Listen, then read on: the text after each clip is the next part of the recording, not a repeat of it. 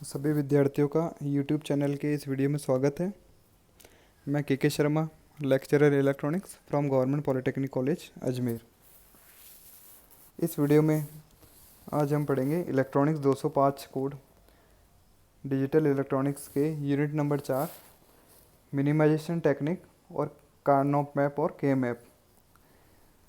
तो ये यूनिट शुरू करने से पहले हम देखेंगे बूलियन। इसका टॉपिक 1 है 4.1 बूलियन फंक्शन रिप्रेजेंटेशन या मिन terms, max term, SOP form, POS form, इनके बारे में हम चर्चा करेंगे। तो बूलियन फंक्शन क्या है? कोई भी आपके पास बूलियन एक्सप्रेशन रहता है। जैसे आपके पास एंड गेट के लिए मैंने एक्सप्रेशन था y is equal to A dot B, या और गेट आपने पढ़े थे पहले, इससे पहले पिछले वीडियो में, उनके लिए एक्सप्रेशन आता है आपके पास y is equal to A plus B. तो ये आउटपुट वैल्यू जो है वो क्या है? y is equal to A plus B क्या है? कोई बूलियन एक्सप्रेशन हुआ या बूलियन फंक्शन हुआ।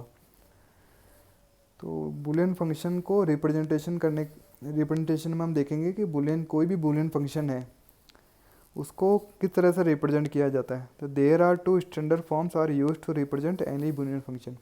तो किसी भी बूलियन फंक्शन को, या आउटपुट वैल्यू है आपके डिजिटल इलेक्ट्रॉनिक्स में बूलियन अलजेब्रा हमने पढ़ी थी, उससे रिलेटेड कोई भी आपके आउटपुट वैल्यू है या फंक्शन को दो तरीके से रिप्रेजेंट किया जा सकता है। पहला रिप्रेजेंटेशन होता है एसओपी फॉर्म, यानी sum of product form. Sum of product यानी जो प्रोडक्ट वैल्यू है उनका सम, उसके नाम से दिख रहा है, पता चल रहा है हमें। दूसरा होता है प्रोडक्ट ऑफ सम फॉर्म, यानी जो सम वैल्यू है उनका सबका प्रोडक्ट करके प्रोडक्ट कर रहे हैं हम इसमें। और सम एंड प्रोडक्ट आपके पास, क्योंकि हमें पता है कि बूलियन ऑपरेटर्स में हमने पढ़े थे कि आपके पास दो ऑपरेटर्स होते हैं, एंड ऑपरेटर एंड और ऑपरेटर। एंड ऑपरेटर क्या करता है? आपके पास ऐड करता है, सम करता है। और ऑपरेटर क्या करता है? प्रोडक्ट करता है, यानी डॉट प्रोडक्ट होता है या प्रोडक्ट ऑपरेटर रहता है आपके पास। और तो जो पहला फॉर्म है sum of products. Sum of products यानी जो वेरिएबल्स के प्रोडक्ट किए हुए हैं, यानी एंड ऑपरेशन हमने किया हुआ है वेरिएबल्स के बीच में। तो बीच एंड ऑपरेशन करके उन सबका ऑर्ड करना, उनके बाद में उसको क्या करते हैं? और ऑपरेशन। सबसे पहले तो इनिशियली हम एंड ऑपरेशन करेंगे, एंड ऑपरेशन करने के बाद उन सबका इक्वल एक और ऑपरेशन कर देंगे। और ऑपरेशन मतलब सबको सम कर देंगे। तो पहली फॉर्म होती है हमारे पास एसओपी या सम ऑफ प्रोडक्ट फॉर्म, जिसका सिंबल होता है आपके सम सिंबल की तरह आता है, आपके आगे रिप्रेजेंट किया हुआ है, जैसे सिग्मा से रिप्रेजेंट किया हुआ है सम वाली ऑपरेटर, इस सम ऑफ प्रोडक्ट फॉर्म को। तो SOP form contains two or more and terms which are all together, यानी एसओपी फॉर्म होता है वो दो या दो से ज़्यादा एंड टर्म्स या प्रोडक्ट टर्म्स कंटेन किया हुआ होता है, जिनको बाद में हम ऑड या उनको सम कर देते हैं। ईच एंड टर्म्स यानी ईच प्रोडक्ट टर्म्स और and terms consist of one or more variables appearing either in complemented or uncomplemented form. इसका कहने का मतलब है कि पहला तो ये है कि दो या दो से ज़्यादा कोई प्रोडक्ट टर्म्स रहती है या एंड टर्म्स रहती है, उनको हम सम करते हैं या उसके और ऑपरेशन करते हैं। और हर एक जो एंड टर्म्स होती है वो एक या एक से ज़्यादा वेरिएबल कंजिस्ट किए हुए रहती है, या तो कॉम्प्लीमेंटेड फॉर्म में या अनकॉम्प्लीमेंटेड फॉर्म में। कॉम्प्लीमेंट फॉर्म मतलब उसके ऊपर या तो बार लगा हुआ, ओवर बार लगा हुआ होगा। जैसे एग्जांपल में हमें एग्जांपल दिया A bar plus B C plus A B C. अब ये एक्सप्रेशन हमें दिया हुआ है बूलियन एक्सप्रेशन। अब इस एक्सप्रेशन को हमें सबसे पहले पता करना है कि कौन सा एक्सप्रेशन है, SOP sum of product form है क्या। तो हम देखते हैं ए बार प्लस बी और सी, यानी बी और सी का प्रोडक्ट हुआ है यहाँ पर। थर्ड टर्म्स है जैसे ए बी सी, यानी ए बी और सी के बीच में आपके पास प्रोडक्ट ऑपरेशन हुआ है, यानी एंड टर्म्स है। तो तीन ये टर्म्स मिला के तीनों को ऐड किया हुआ है, यानी तीन प्रोडक्ट टर्म्स को मिलके ऐड करके बना हुआ है ये वाला फंक्शन। तो इसका मतलब हाँ ये एसओपी फॉर्म है। सेकंड जैसे A bar B plus A B C bar दिया हुआ है, तो ये भी कौन सा फॉर्म है? एसओपी फॉर्म है, क्योंकि यहाँ पर दो प्रोडक्ट टर्म्स है आपके पास, ए बार बी है और ए बी सी बार।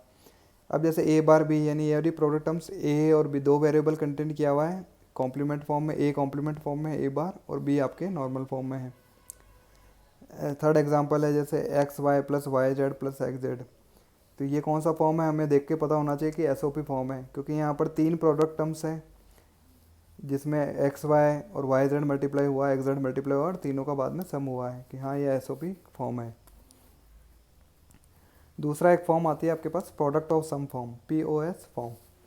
उसको पाई से या फिर इसका सिंबल इस तरह से रिप्रेजेंट किया रहा था प्रोडक्ट ऑफ सम को।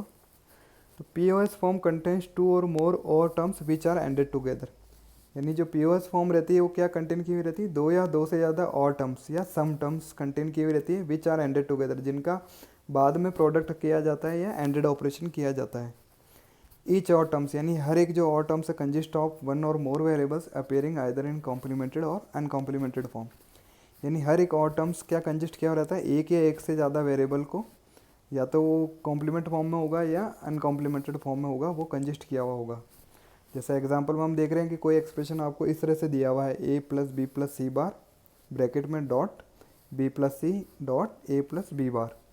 तो ये आपको देखते पता होना चाहिए ये कौन सी फॉर्म है, क्योंकि यहाँ पर तीन सम टर्म्स है, A plus B plus C बार एक सम टर्म्स ही है, दूसरी है बी प्लस सी, तीसरा है ए प्लस बी, और तीनों समों का क्या किया हुआ है, बाद में डॉट प्रोडक्ट किया हुआ है या एंड ऑपरेशन किया हुआ है, यानी ये प्रोडक्ट ऑफ सम, यानी समों का प्रोडक्ट है ये। तो प्रोडक्ट ऑफ सम हम पीओएस फॉर्म है, ये हमें देखते पता होना चाहिए। अब हर एक और टर्म से जैसे ए बी और सी, तो ए और बी नॉर्मल वेरिएबल है और सी बार यानी कॉम्प्लीमेंट वेरिएबल कंटेन किया हुआ है। सेकंड एग्जांपल दिया जैसे इसमें B bar dot B plus C dot A bar plus B bar, तो ये देखते हमें पता होना चाहिए कौन सा फॉर्म है, प्रोडक्ट ऑफ सम फॉर्म है, क्योंकि यहाँ पर सिंगल वेरिएबल एक तो बी बार, दूसरा बी प्लस सी और तीसरा और टर्म्स में ए बार प्लस बी बार, इन तीनों का इन्होंने क्या किया हुआ है यहाँ पर प्रोडक्ट टर्म्स किया हुआ है। तो ये क्या है, प्रोडक्ट किया हुआ है, तो ये आपकी कौन सी फॉर्म हो गई, पीओएस फॉर्म। अगर कोई ऐसा फंक्शन आता है एफ इजिकल टू सिंपल आपको दिया हुआ है ए, सिंपल आपको दिया हुआ है ए या सिंपल आपको दिया हुआ है ए बार, तो वो कौन सी टर्म्स होगी, तो उसको आप दोनों में से कोई भी एज्यूम कर सकते हो, या तो सम ऑफ प्रोडक्ट टर्म्स होगी वो, या फिर product of sum form SOP form हो सकती है या पीओएस फॉर्म। यानी सिंगल वेरिएबल का कोई अगर फंक्शन होता है तो उस एसओपी और दोनों ही इक्विवेलेंट, दोनों में इक्विवेलेंट है तो दोनों ही उसके दोनों में रिप्रेजेंट किया जा सकता है। लेकिन कोई अगर ऐसा रहता है F is equal to A dot B, जैसे एंड गेट है हमारे पास, उसका एक्सप्रेशन रहता है ए डॉट बी, तो ये कौन सी फॉर्म हुई आपके पास, क्योंकि यहाँ पर प्रोडक्ट टर्म्स आपके पास रिप्रेजेंट है। हाँ सम होने के लिए आगे सम में कुछ नहीं है, लेकिन प्रोडक्ट टर्म्स रिप्रेजेंट है हमारे पास, तो टर्म्स कौन सी प्रेजेंट है, प्रोडक्ट, तो वो कौन सी फॉर्म होगी, एक एसओपी फॉर्म। ऐसे अगर और गेट के ऑपरेशन के लिए एफ इजिकल टू जैसे होता है ए प्लस बी, तो ए प्लस बी हमें पता है कि दो ए और प्लस बी, यानी दोनों का सम प्रेजेंट है हमारे पास, सम टर्म्स प्रेजेंट है कोई उस, तो वो कौन सी फॉर्म आ गई आपके पास, सम पीओएस फॉर्म हो गई। यानी और ऑपरेशन वाली फॉर्म कौन सी है आपके पास, पीओएस फॉर्म है, और एंड गेट वाली आपके पास एसओपी फॉर्म हुई। तो ये इनका एग्जांपल है, इनको शो करने के तरीके को। दूसरा अब हम देखते हैं इसका कैनोनिकल और स्टैंडर्ड लॉजिक फॉर्म्स, यानी कैनोनिकल फॉर्म और स्टैंडर्ड लॉजिक फॉर्म्स किस तरह से रिप्रेजेंट किया जाता है, फॉर्म में किस तरह के बुलियन फंक्शन को रिप्रेजेंट किया जाता है। तो इन कैनोनिकल और standard SOP and POS form each term contains all the variables of given Boolean function. तो इसका कहने का मतलब है कोई भी आपको पास फंक्शन दिया हुआ है, अब चाहे वो एसओपी फॉर्म में हो या पीओएस फॉर्म में हो, अगर सम ऑफ प्रोडक्ट फॉर्म में हो तो उसका हर जो प्रोडक्ट टर्म्स है, अगर वो बुलियन फंक्शन जितने वेरिएबल का है, जैसे तीन वेरिएबल का कोई बुलियन फंक्शन है, तो उसका हर एक प्रोडक्ट टर्म्स तीनों वेरिएबल को कंटेन किया हुआ होना चाहिए। अगर वो पीओएस फॉर्म है यानी प्रोडक्ट ऑफ सम फॉर्म है, तो उसका हर एक सम टर्म्स सारे वेरिएबल जो जितने वेरिएबल का वो फंक्शन है वो सारे वेरिएबल कंटेन्स किया हुआ होना चाहिए।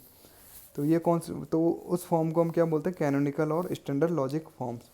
जैसे एग्जांपल यहाँ पर दिया है हमने, एग्जांपल से समझते हैं, X Y plus X Y bar plus X bar Y.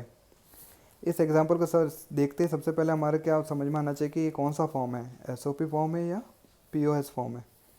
तो इस एग्जांपल को हमने देखा कि ये एसओपी फॉर्म है, क्यों, क्योंकि यहाँ तीन प्रोडक्ट टर्म्स हैं, X Y bar and X bar Y, और तीनों का सम ऑपरेशन किया हुआ है, यानी सम ऑफ प्रोडक्ट फॉर्म है। अब दूसरा हमें देखना क्या ये स्टैंडर्ड फॉर्म है या कैनोनिकल फॉर्म है या स्टैंडर्ड एसओपी फॉर्म है। हाँ, क्योंकि हर एक जो प्रोडक्ट टर्म्स, क्योंकि इसमें दो से ज़्यादा वेरिएबल हमें तीसरा कोई दिखाई नहीं, यानी ये फंक्शन केवल दो वेरिएबल का है, एक्स और वाई, तो इसके जो तीनों टर्म्स है प्रोडक्ट, तीनों में एक्स वाई आ रहा है, हाँ आ रहा है। अब चाहे वो नॉर्मल फॉर्म में आए चाहे वो कॉम्प्लीमेंट फॉर्म में आए, यानी किसी के ऊपर बार लगा हुआ है, यानी वो कॉम्प्लीमेंट फॉर्म कहलाता है।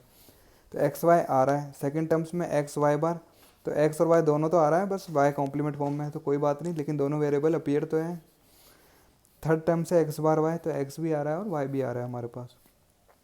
तो ये क्या कहलाएगी आपके पास, एसओपी फॉर्म है, और एसओपी फॉर्म के बाद भी हाँ एक कैनोनिकल और स्टैंडर्ड एसओपी फॉर्म है।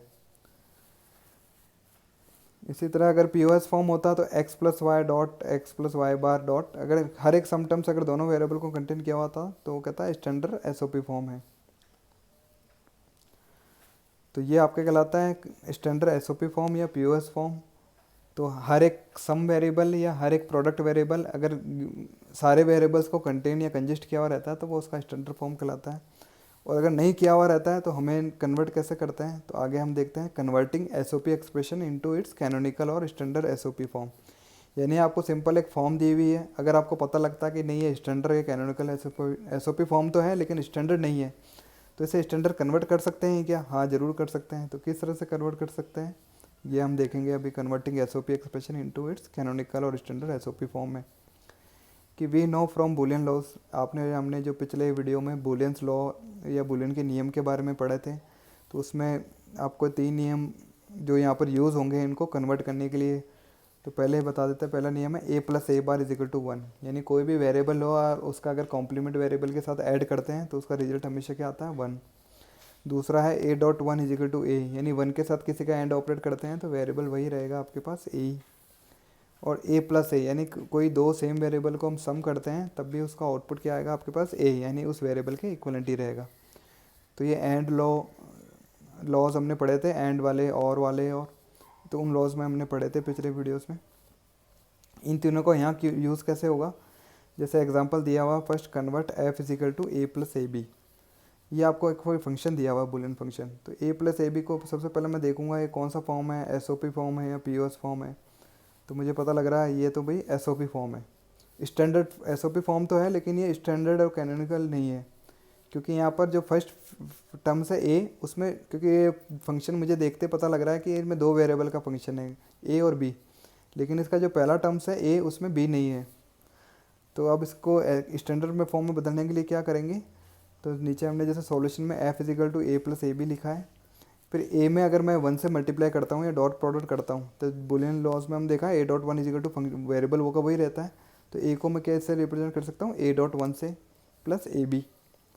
अब जो पहला ऊपर मैंने 3 नियम लिखे हैं उसमें पहला है A plus A bar is equal to 1, यानी किसी भी वेरिएबल और उसका कॉम्प्लीमेंट को ऐड करते हैं तो 1 के इक्वलेंट रहते हैं। तो ये हमने रिवर्स किया है, जो डॉट 1 लगा है पहले ए को लिखा हमने ए डॉट 1 से, अब जो 1 है उसको हम किससे लिखूँगा, क्योंकि ए वेरिएबल ऑलरेडी प्रेजेंट है, तो जिस टर्म्स में जो वेरिएबल प्रेजेंट नहीं है, यहाँ पर कौन प्रेजेंट नहीं था, बी प्रेजेंट नहीं था, तो यहाँ 1 को हमने बी वेरिएबल लिया बी प्लस बी बार, यानी 1 को किसके इक्वलेंट लिख सकता हूँ मैं, बी प्लस बी बार के। और सेकंड टर्म्स में आपके पास प्लस ए बी तो है ही है, इसमें दोनों वेरिएबल प्रेजेंट है। फिर इसको और सॉल्व किया फर्दर तो ये आ गया A B plus A B bar plus A B. अब चूँकि दो वेरिएबल दो टर्म्स ए बी और ए बी सेम ही है, तो जो मैंने ऊपर लॉज लिखा है तीसरा लॉ क्या कहलाता है, ए प्लस ए, यानी दो अगर सेम वेरिएबल होते हैं तो उसका ए की वेरिएबल की तरह इक्वलेंट लिख सकते हैं। तो ए बी और ए बी को मैंने क्या लिखता हूँ, सिंगल ए बी लिख दूंगा प्लस ए बी बार। तो फाइनली जो F is equal to A plus A B था वो मेरे पास क्या बन गया, F is equal to A B plus A B bar. यानी ये कौन सा फॉर्म हो गया आपके पास, कैनोनिकल और स्टैंडर्ड फॉर्म हो गया, एसओपी फॉर्म हो गया, क्योंकि यहाँ पर दो ही टर्म्स है और दोनों टर्म्स दोनों वेरिएबल को कंटेन किए हुए हैं। तो कन्वर्ट करने के लिए क्या किया, जैसे ए प्लस ए बी जो वेरिएबल आपके पास प्रेजेंट नहीं है तो पहले तो उसको 1 से लिखो, डॉट 1 करो, और 1 को जो वेरिएबल प्रेजेंट नहीं है उसमें उसका ए प्लस ए बार या B plus B bar C plus C bar लिख दो और उसको आगे फर्दर सॉल्व करो। सेकेंड एग्जाम्पल जैसे हम देखते हैं A B plus B C plus A C bar. तो इस एग्जांपल को देखने से सबसे पहले हम देखेंगे क्या ये एसओपी फॉर्म में है या पीओएस फॉर्म है। तो हमें पता लग रहा है कि नहीं, ये तो एसओपी फॉर्म है, सम ऑफ प्रोडक्ट फॉर्म है। सेकंड, क्या ये स्टैंडर्ड या कैनोनिकल है। तो हम देखते हैं कि इसमें 3 प्रोडक्ट टर्म्स है और ए बी और सी यानी 3 वेरिएबल का फंक्शन है ये, लेकिन पहले टर्म्स में सी नहीं है, दूसरे वाले में ए नहीं है और तीसरे वाले टर्म्स में आपके पास बी नहीं है। तो पहले हम क्या करेंगे, ए बी को क्या लिख सकते हैं, ए बी डॉट 1, क्योंकि डॉट 1 करने से वेरिएबल होगा वही रहता है। बी और सी में ए नहीं है तो वहाँ भी 1 डॉट बी सी लिख दिया, और ए सी बार में बी नहीं है तो बी की जगह पहले हमने इसको डॉट 1 से रिप्रेजेंट किया, ए डॉट 1 डॉट सी बार। तो पहले वाले टर्म्स में ए बी और जो 1 था, 1 को मैं क्या लिख सकता हूँ, क्योंकि 1 आपके पास कोई भी वेरिएबल, जैसे मैंने यहाँ एग्जांपल में हम ए लेते हैं, ए की जगह 8 से लेकर जेड तक कोई भी वेरिएबल हो सकता है, ये ए plus A bar B plus B bar. तो यहाँ पर 1 को हमने, क्योंकि यहाँ पर फर्स्ट वाले टर्म्स में कौन सा वेरिएबल नहीं था आपके पास, सी नहीं था, तो 1 को रिप्रेजेंट किससे कर दिया हमने, सी प्लस सी बार से। प्लस बी सी, सेकेंड वाले में आपके पास ए नहीं था तो ए 1 को रिप्रेजेंट किया A plus A bar dot B C, plus third वाले टर्म्स में बी नहीं था तो 1 को किससे रिप्रेजेंट कर दिया B plus B bar dot C bar. अब तीनों को मल्टीप्लाई करो तो पहला गया A B C bar A B C plus A bar B C plus A B C plus A B bar C, 3 बार आपके पास A B C product terms आ रही है। तो एक ही वेरिएबल को चाहे 2 बार जोड़ो या 3 बार जोड़ो, इक्वलेंट उसका सिंगल वेरिएबल के बराबर ही रहता है, यानी तीनों ए बी सी को आप equivalent single A B C में लिखोगे, F is equal to A B C plus A B C bar plus A bar B C plus A B bar C, यानी फाइनल आपका फंक्शन इस तरह से बना है। अब ये कौन सा फंक्शन है, एस ओ पी फॉर्म है, हाँ है। इसमें हर एक प्रोडक्ट टर्म्स ए और बी सी तीनों वेरिएबल को कंटेन की हुई, हाँ कंटेन की हुई है, चाहे वो कॉम्प्लीमेंट फॉर्म में हो या अनकॉम्प्लीमेंट। हाँ तो ये कौन सा फॉर्म हो गया आपके पास, कैनोनिकल और स्टैंडर्ड फॉर्म हो गया आपके पास फंक्शन का। तो किसी भी फंक्शन को आप उसका कैनोनिकल और standard S O P form में कन्वर्ट कर सकते हो by using this 3 laws, A plus A bar is equal to 1, A dot A one is equal to A plus A is equal to 1। जिस product terms में जो variable नहीं हो सबसे पहले उसको रिप्रेजेंट करना 1 से, 1 के बाद जो भी वेरिएबल नहीं है उसको 1 को हम रिप्रेजेंट करते हैं, पहले तो 1 से डॉट प्रोडक्ट करेंगे और 1 को रिप्रेजेंट करेंगे उस वेरिएबल के, जैसे बी नहीं है तो बी प्लस बी बार, इस तरह से हम लिख सकते हैं। और उसके बाद उसको फर्दर सॉल्व करोगे तो आपके पास फंक्शन आ जाएगा।